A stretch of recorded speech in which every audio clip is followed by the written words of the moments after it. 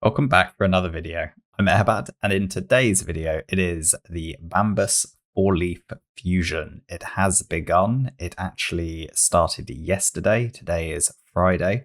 I decided to delay the release of this video. I did the work in anticipation because I actually wanted to have a few of the events drop, particularly the Dungeon Divers and the Summon Rush, because I feel that that would greatly inform the strategy that I'm going to go for, or at least in terms of discussing in this video what maybe you might want to go for.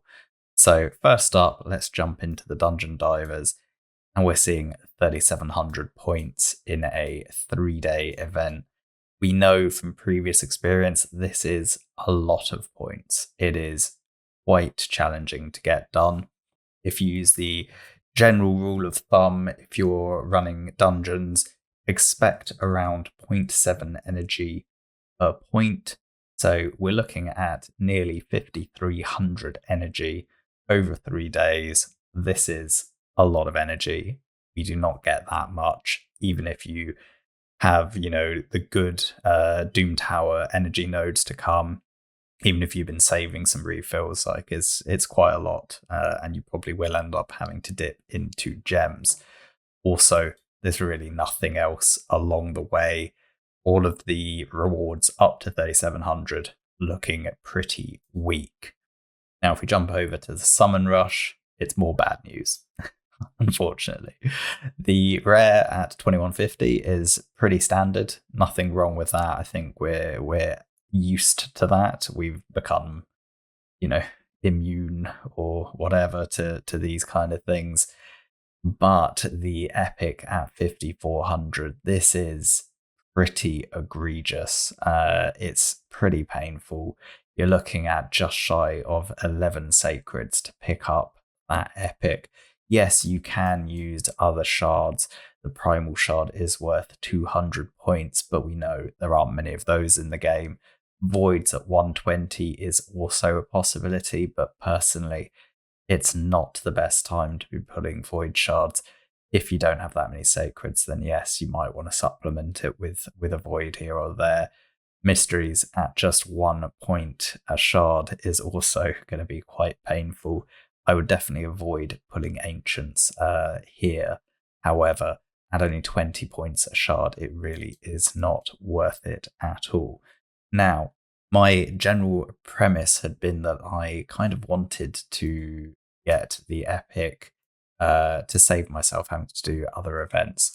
Let's jump over to the actual fusion plan and we'll talk through that.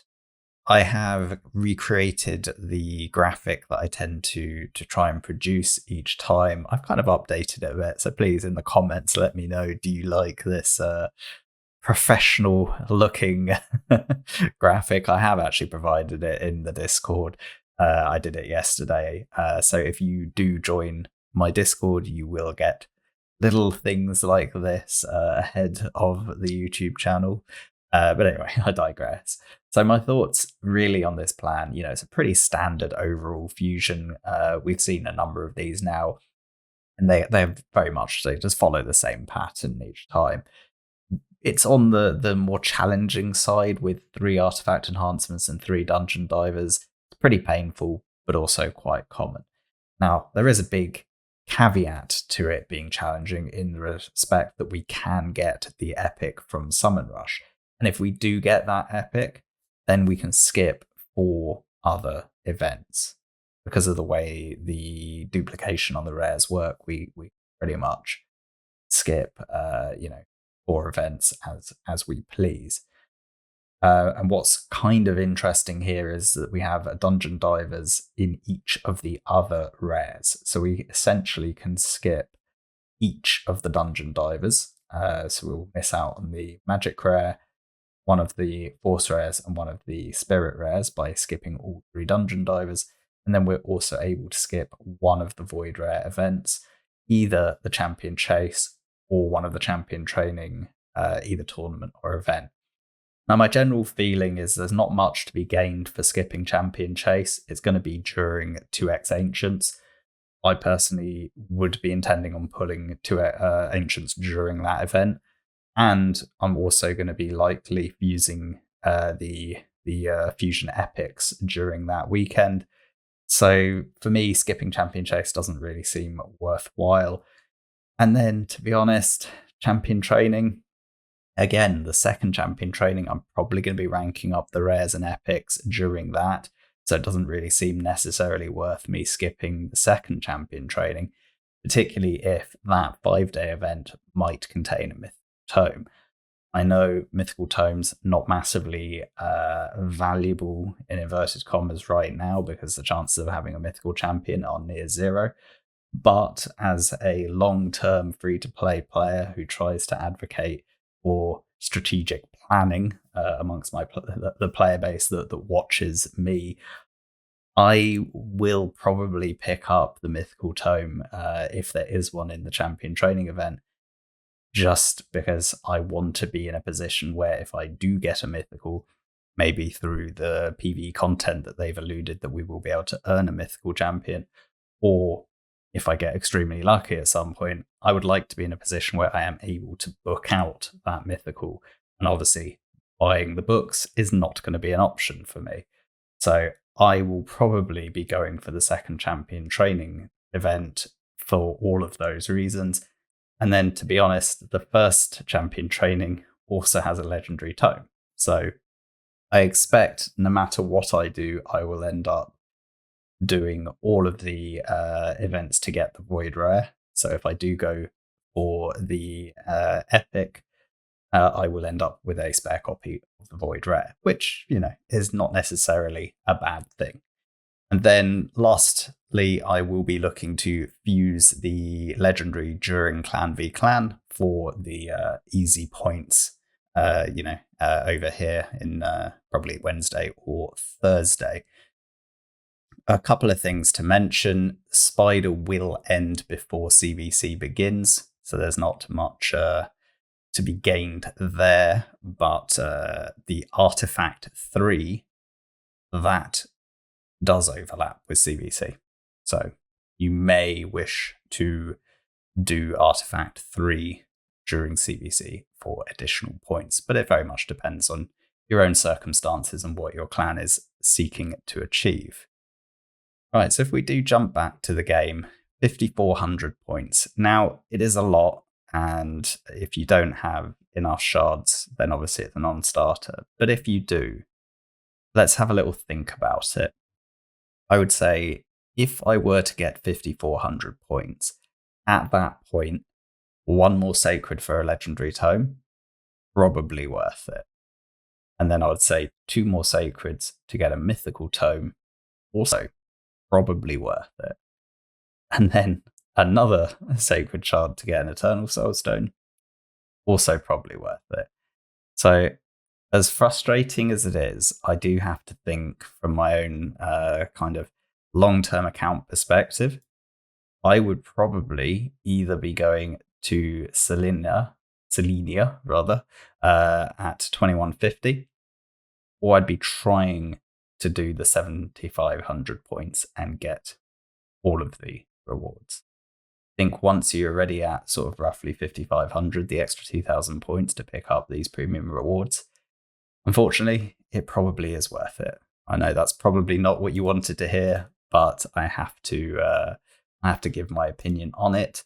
This is my challenge account. I do have enough sacreds to do it. It will take 15 sacreds, and I expect that that's the path I'm going to take on both accounts.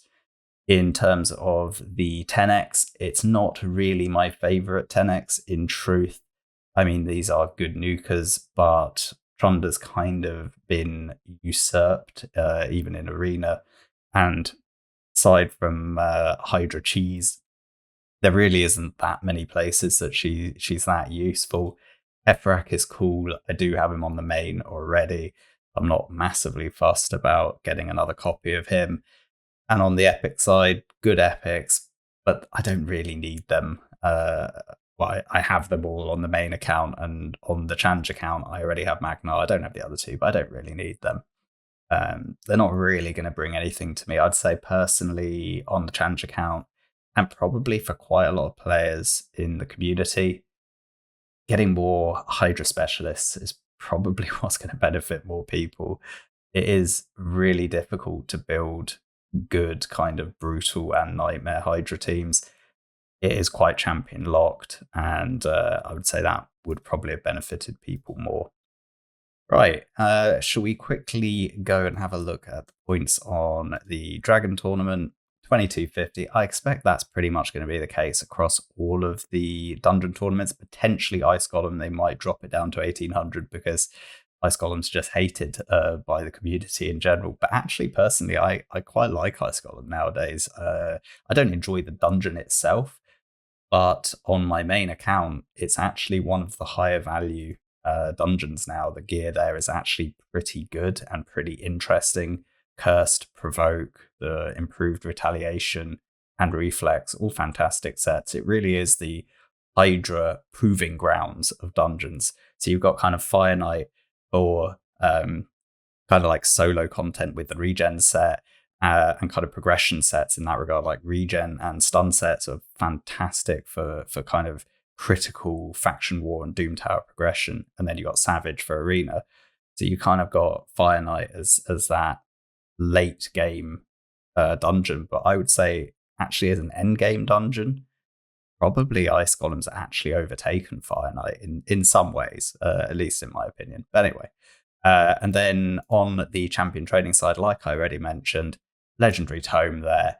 I will be going and getting it on both accounts. I think it would make sense for me to do so. The last thing I wanted to mention, I did win CVC personal rewards on both of my accounts. On the challenge account, I was tier 4 personal rewards, put in my 300,000 points. So I will get to use this energy. I'll probably save it for Sunday. And I'm not entirely sure how I'll use it just yet, because I'm probably going to be in a position where I can skip dungeon divers. So, we'll see. I might end up using some of it in Minotaur. I might end up using some of it. Who knows, to be honest. But obviously, I do need to finish Dragon and the champion training. So some of it will go towards that. But then whatever's left over, if I had to guess, I would say I'll probably do some Minotaur. I might do a little bit of potion keep farming as well. But yeah, we'll kind of see. I'll play it by ear. Yeah, we'll just have to see. I keep saying that, but that's the truth. It tends to be how I do these things. I have a kind of reasonable plan in mind. I have a rough idea what I'm going to do each day, and then I'll just manage it throughout. And I've done a couple of video series where I've shown what I do each day. And if that is something that would interest you, I might look to do it not on this fusion, but potentially a later one once the challenge account is done and dusted. Then that could be a little series that we could do again, maybe on a particularly challenging fusion where we're trying to manage all the different events simultaneously. Like I said, in this one, because I'm going to go for the epic, it will be a relatively more relaxed fusion. Being able to skip those 3 dungeon diver events is just going to be good for my mental health. And, we play this game for fun, allegedly, so we should try and make sure that we create our own gameplay experience to actually, have fun, right? Anyway, thanks for watching. Please like, comment, and subscribe, and I'll catch you in the next video. Bye for now.